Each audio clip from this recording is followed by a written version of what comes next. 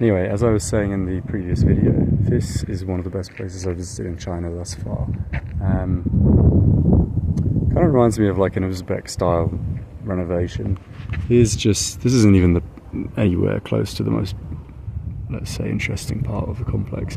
This is like just the kind of, I guess, what you call it, a gatehouse to the mosque. The minarets, as you'd expect. That's all quite heavily restored. But I do like the way they've restored it here.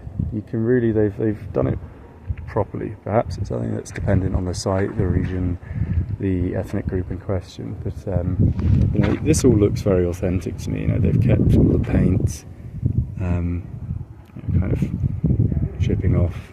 And there's the inside. I was in there just now. I don't know if you can see it very well on the front camera. Yeah, the little video I was making, I was doing a kind of commentary on, was cut short by a lady. She did actually wait for me to finish, but then she's like, oh, no filming, and then a load of Chinese people came in and were taking like 1,000 pictures a second, and she didn't say anything. So yeah, it's clearly just for the white people, which you're not allowed. Which I always find really funny because she looked like a Uyghur anyway.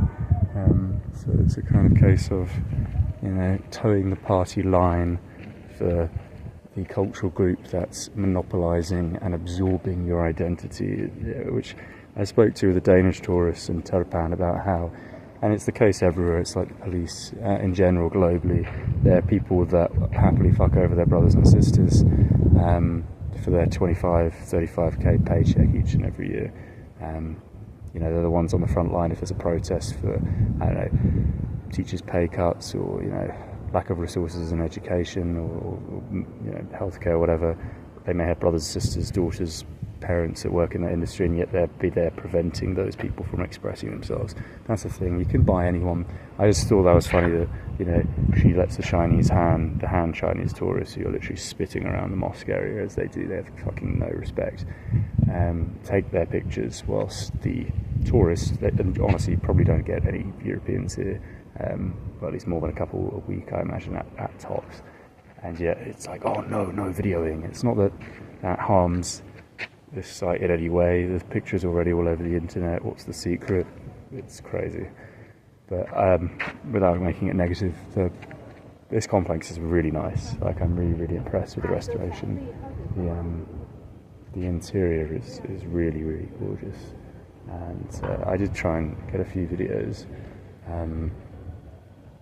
But yeah, there's so much authentic aesthetic in there, so let's see if I'm going to get told off again and bring the video in.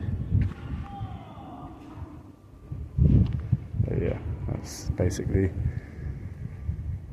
the end of the video before I get told off again. Here's the front of it. Again, typically touristy. There's something really old over there. I'm going to go in video in a minute. Behind the marriage cards. So Chinese, that. But yeah. Cool.